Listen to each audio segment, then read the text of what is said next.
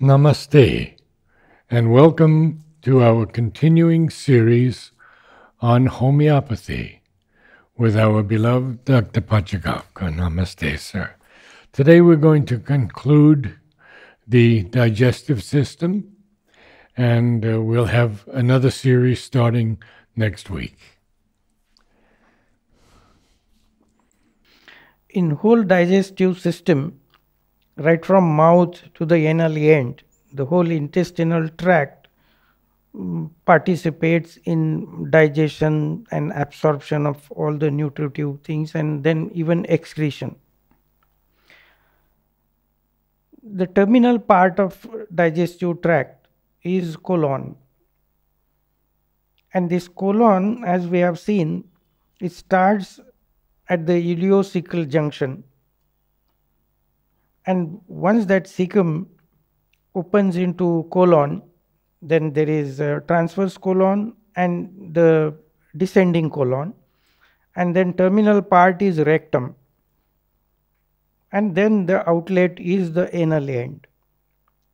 Here the complete stool formation occurs. From small intestines, from ileum, the fecal matter, the matter which is not digested, advances into colon, and extra moisture is absorbed, and with the help of friendly organisms, the intestinal flora, what we call bacterial flora. Beneficial. Yes. So friendly organisms, many vitamins are synthesized in this area. And the lining of the colon is so sensitive. Many times the peristaltic movements are in such a way that the stool remains almost for 36 hours, 12 hours to 36 hours in this, and the whole process of stool formation is complete by the time it reaches rectum. And the stool's rectum is a small area, it is hardly 6-7 inches, whereas like this large intestine is almost 10 feet. So in this area, the stool formation is complete and it is stored, and once the rectum is full, like enough it is loaded, then one gets sensation of passing stools, that urging for clearing the bowels. The funniest part is, by the time the matter reaches large intestine, colon, it is almost liquid. And then as the moisture gets absorbed, it becomes solidified.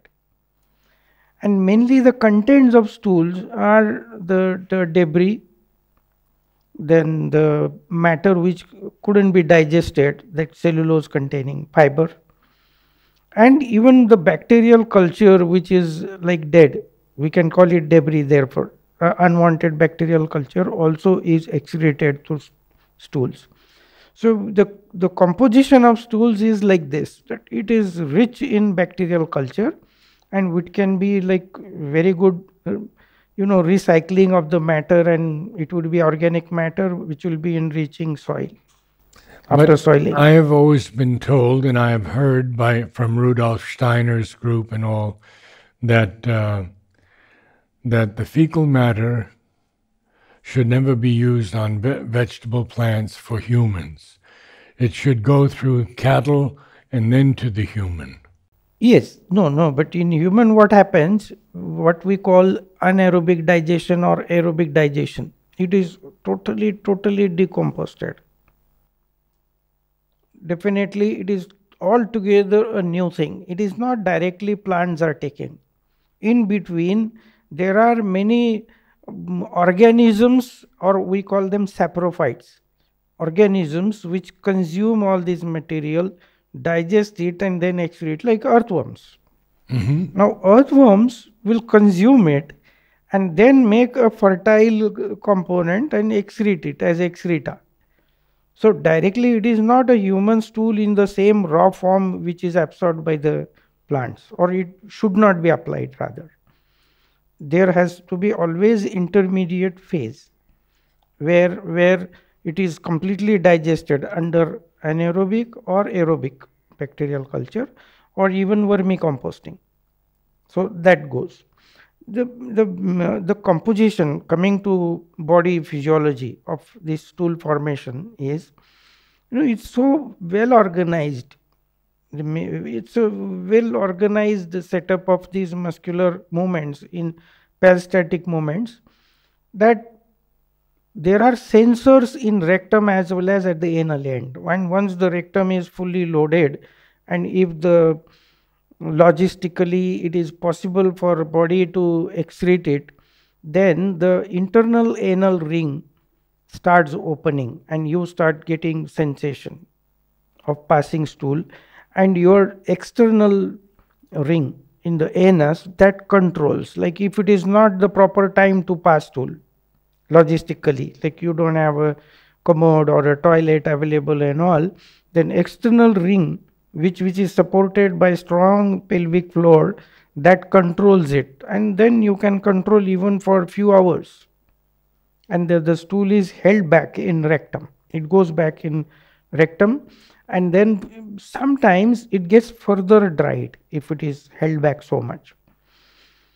So in body develops reflexes when to pass stool, and in normal course, that suppose morning time is the best time for stool logistically, then you start developing that culture of evacuating it in the morning, and body develops this type of culture, and then it goes soothing. So whole life person even won't realize that he is constipated or not constipated, because it becomes a routine thing.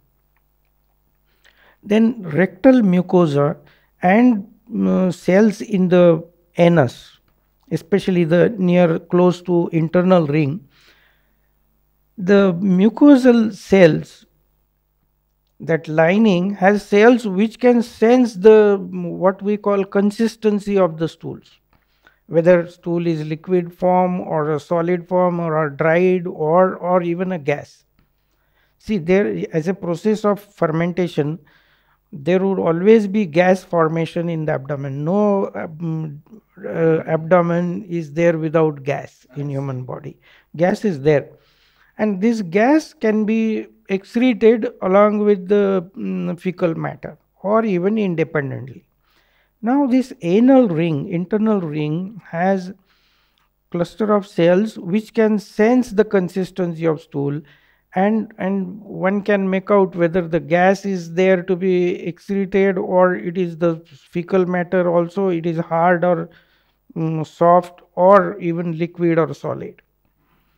We get some cases where we call it so-called incontinence, because some children, they are not able to differentiate between solid fecal matter and the gas, and sometimes if it is a gas, as a actually normal reflex, they allow gas to come out by opening external ring, and they realize that some stool has escaped. This happens rarely as a pathological condition, but in normal course this doesn't happen. There is always a wonderful cognizance is taken. The external ring opens only for passing stools, otherwise for gas it can recognize and open it. Now there are many conditions where the stool formation and excretion comes into problem. Say constipation, it is mainly the low motility of the colon which results into constipation. Now, what about size of the fecal size matter? of the stool, actually the stool formation can be so soft, and the consistency, mainly it is the consistency what matters. If there is a hard consistency, because the stool has a lot of bulky thing and the moisture is absorbed, the water component is absorbed too much, it becomes dried, and then it doesn't become a soft or collapsible. Ideally the composition of stool should be such that, like you see the toothpaste we have seen, from the tube it comes out, it negotiates through even small opening because it is soft. Same way the stool fecal matter should be able to negotiate itself through anal opening, it need not open widely. But my father used to bleed very often when it was hard. There are two reasons for bleeding. First of all, if it is hard, then it can even erode the bulged hemorrhoidal veins, and then veins would be punctured and there would be bleeding. Right. Or many times, if a large bolus of stool, especially the initial stool, if it has to negotiate through anal opening, and if it is forced open, then there would be a crack, what we call anal fissure, and that crack can bleed, but that is very painful bleeding. Whereas if it is hemorrhoids or the vein which is engorged is bleeding, then that bleeding would be painless. And sometimes it can work like a safety valve, because any stagnated blood in the vein, engorged vein, can get clotted, and that clot can again make more complications. So like a vent, it would be, there would be bleeding, and then person will be relieved, but it will be without pain.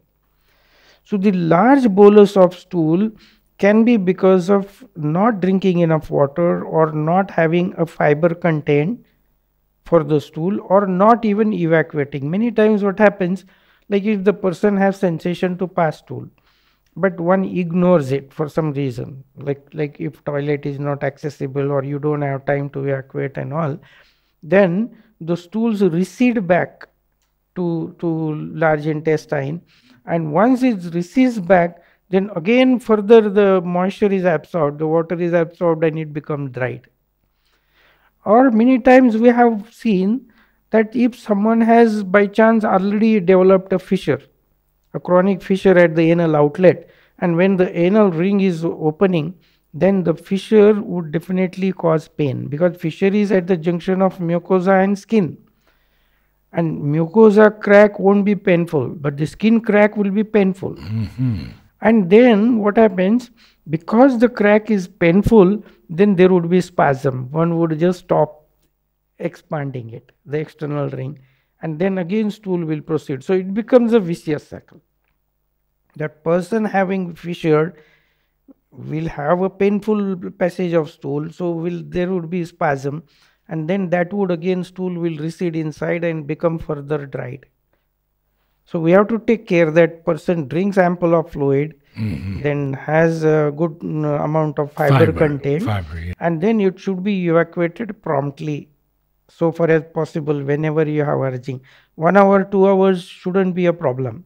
Many times what happens, if you have urging for stool and if you don't comply it, and then further you make your pelvic floor tight and use it, and then stool recedes inside, goes back to even the colon, and there it is further dried, and then you get dry stool, and especially initial bolus will be further larger, dry, and it won't be negotiating through moderate opening of anus. It will just force open the anus, and then again further crack will be there. And if this crack formation continues, the fissure formation continues, body has a mechanism to develop a tag of skin. We call it sentinel pile. Sentinel pile is like sentry. It doesn't allow crack to progress or the fissure to progress, and it develops a hard tag of skin there, hard mass, and then that will make the anal opening very stiff. So as if it is stenosed, the anal end gets stenosed because of this, and then it would be added. So it's very essential that you drink ample of water, then you have enough fiber in stools, and then you evacuate promptly once a day or once in 2 days also. Wonderful. Thank you, sir. Thank you. Thank you, and we'll see you next week for more advice through homeopathy.